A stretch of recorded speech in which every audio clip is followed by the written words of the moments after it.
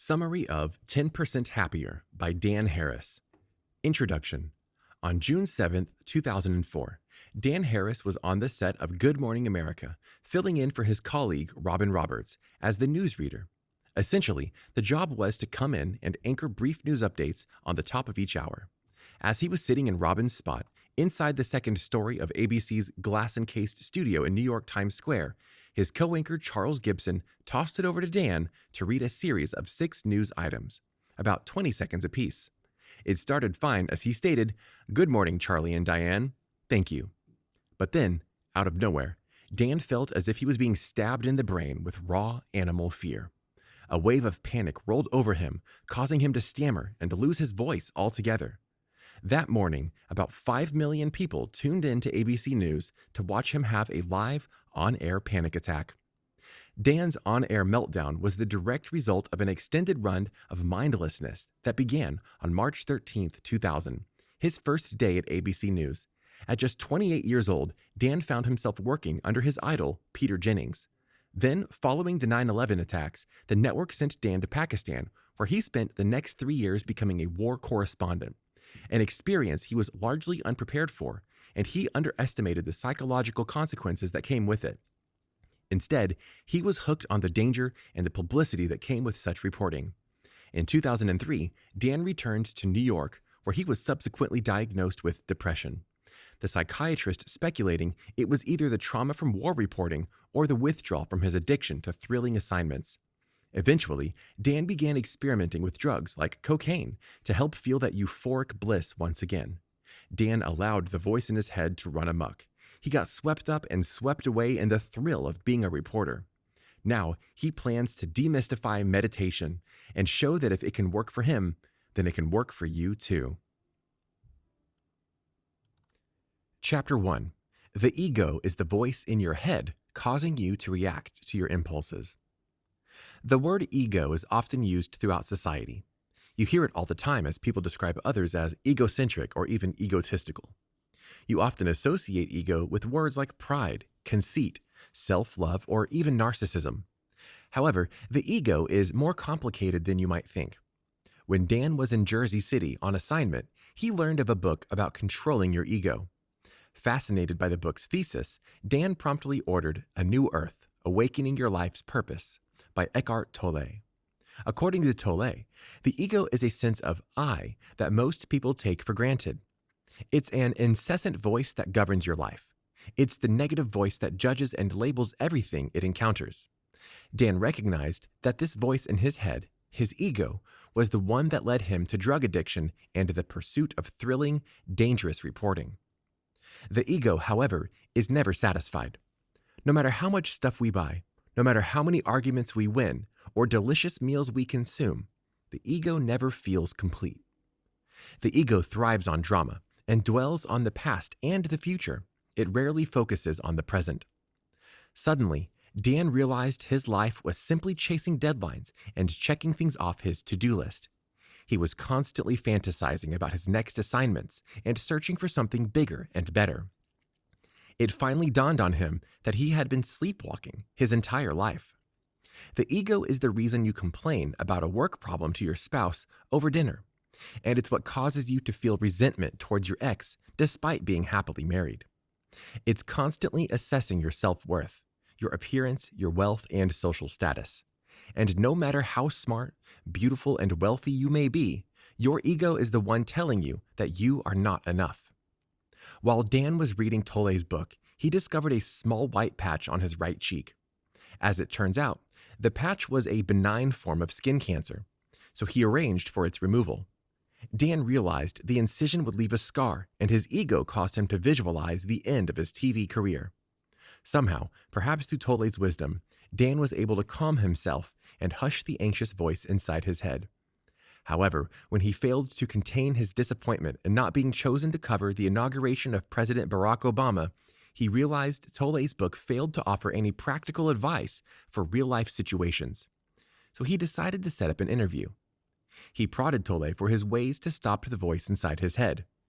In response, Tolle asserted that he had to take a conscious breath and observe his pattern of thoughts. You must embrace the present. But how? Chapter 2. Use rain to help control your ego and achieve mindfulness. About 8 months after Dan discovered Tole, he was in a hotel in Manhattan ready to meet Dr. Mark Epstein, a trained psychiatrist and practicing Buddhist. Dan once again wanted to learn more about how to quiet his inner voice. Epstein explained to him that the inner voice is a childish protagonist, constantly scheming and selfishly wanting more. As a result, human beings are prone to jumping from one experience to the next without ever truly achieving satisfaction. Dan had recognized this tendency in himself. According to Epstein, you don't need to be a practicing Buddhist to benefit from the philosophy. In fact, Buddhism is better than seeing a psychiatrist. While therapy can offer an understanding of the human condition, it doesn't offer the relief that Buddhism does. You see, Dan's psychiatrist could only help him identify his mindless behavior and encourage him to quit drugs. Buddhism, however, could help him learn more. The Buddha argues that true happiness comes from only understanding and embracing the constant state of impermanence in your life, allowing you to distance yourself from this drama in your life and simply let go. While Dan was able to change his perspective, he still had a lot of questions. Wouldn't letting go undermine his ambition and his will to strive? Epstein eventually encouraged Dan to meditate, which would be the only way to tame the restless voice inside his head. Dan decided to try meditation while at a beach house with some friends. The meditation instructions were simple. Sit comfortably, feel your breathing sensations, and refocus your breathing whenever the mind begins to wander. Dan tried meditation for 5 minutes and failed. He struggled to calm the chatter in his mind. While he was frustrated with the practice, he recognized its difficulty and developed a new respect for it. He then tried meditating for 10 minutes every day. However, calming the mind didn't seem to get any easier. To meditate properly, Dan realized he would need to focus on mindfulness. That is, the ability to respond to your surroundings with a clear mind, as well as the ability to control your impulses. It begins by making non-judgmental notes of things like that itch on your leg and avoiding the temptation to react.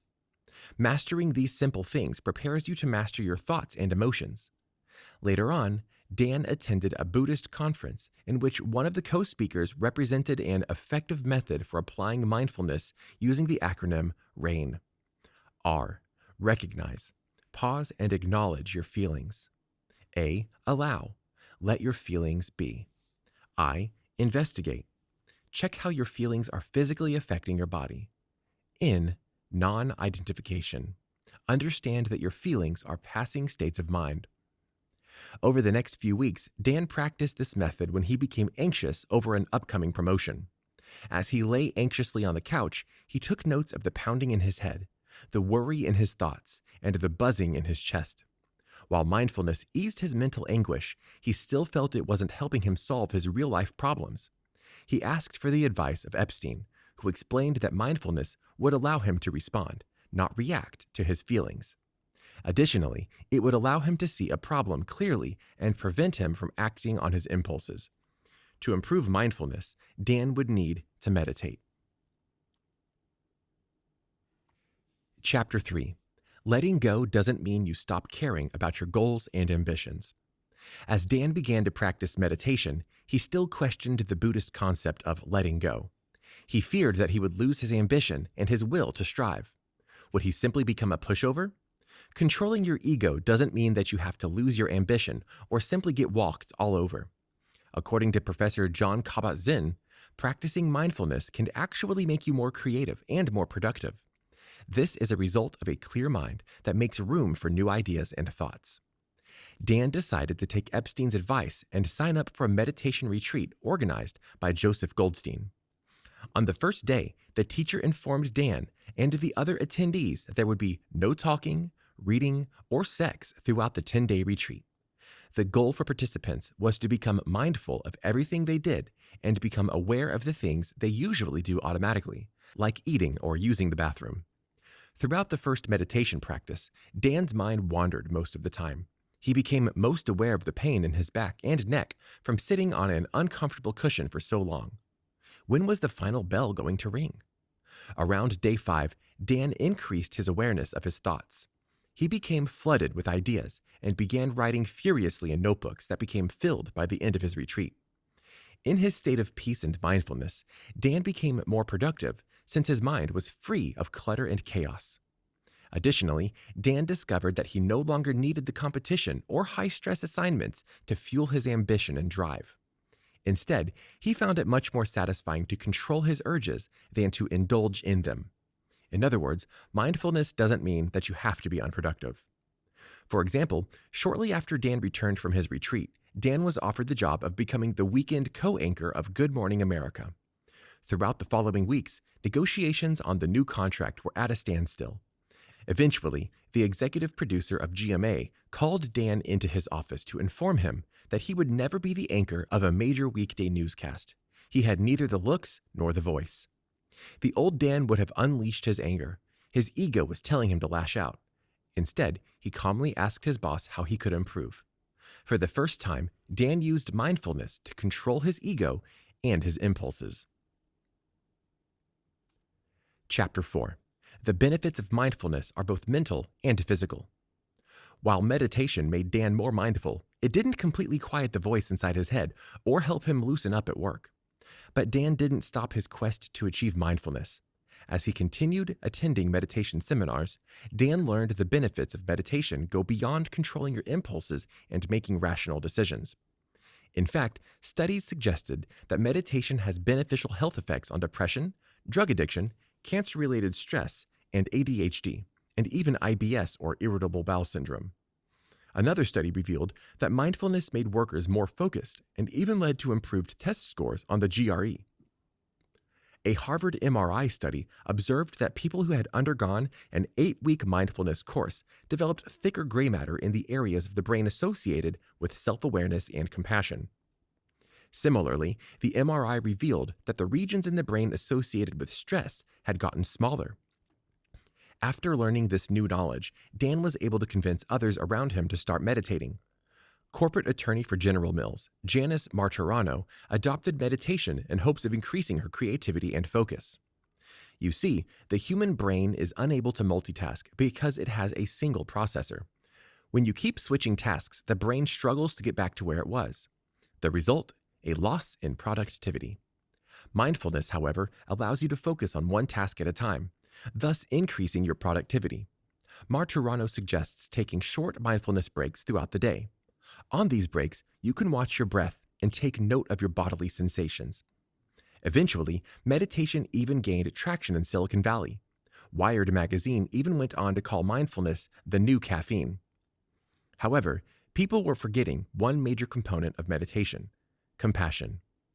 In an interview with the Dalai Lama, Dan learned that while loving oneself is natural, the key is to become compassionate about the welfare of others. The Emory campus conducted a study in which researchers placed subjects in stressful scenarios. They found that those who took part in compassion meditation released lower levels of the stress hormone cortisol. Additionally, those who participated in volunteer work tend to be happier, healthier, and more successful at work. Dan decided to start practicing compassion meditation, or meta-meditation, in which he would sit and send positive emotions to the people in his life, both people he cared about and people he struggled to get along with. As a result, he realized that being nice had become a daily priority for him. Of course, sometimes he wondered if his career clashed with compassion. For example, he was once interviewing Paris Hilton when he asked a question that Paris refused to answer and caused her to walk off the set. Her manager and publicist asked the crew not to use the tapes. However, the network aired the incident anyways.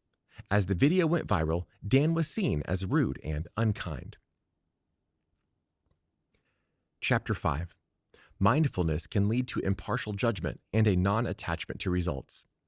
When you take on a new project at home or work, you imagine the end result. For example, when renovating your bathroom, you have a vision that you're aiming for, right? What happens when something goes wrong? How do you react when you realize the deadline must be pushed back? Or that your dream bathtub is out of stock? Your ego likely wants to get angry, disappointed even. According to Epstein, however, you can use the Buddhist practice of non-attachment to control your reactions to situations like these. You see, Dan continued to struggle with striking a balance between ambition and mental calmness. Therefore, he asked for advice from Epstein. He advised Dan to nurture a healthy non-attachment to the results. This confused Dan even more. How can he devote his time and energy to a project and not be attached to the outcome? The key, according to Epstein, was to give the project the best chance for survival and let it have its own life because no outcome is guaranteed. When you let go of uncontrollable variables, you allow yourself to spend your energy on what you can control. Lessen your attachment to the results because obsessing won't change the outcome. According to Buddhist teachings, we respond to experiences in 3 different ways. We either want it, think about the desire to indulge in that delicious cookie, we reject it, imagine swatting at mosquitoes, or we zone out, imagine ignoring airplane safety demonstrations by flight attendants. Mindfulness, however, gives us a 4th option, to observe without judgment. When we become impartial to experiences, we can detach ourselves and not worry about the outcome. With this approach, failure won't be as devastating or as scary as it seems. Final summary. In today's fast-paced world, it's hard to calm our minds and quiet the voice telling us to act on our impulses. As a result, we live in a constant state of stress and panic, which leads to even more critical mental and physical illnesses. Dan Harris realized he needed to change his fast-paced life after suffering a panic attack on national television.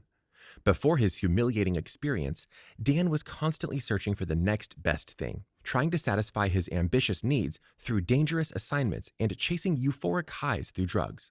Through the practice of meditation, Dan was able to achieve mindfulness. As a result, he has been able to lead a more compassionate, productive, happier, and healthier lifestyle. Through meditation, you too can become 10% happier. Did you like this audiobook summary? Click the like button now to support our channel and click subscribe if you want to get notified each time we post a new free audiobook summary on YouTube.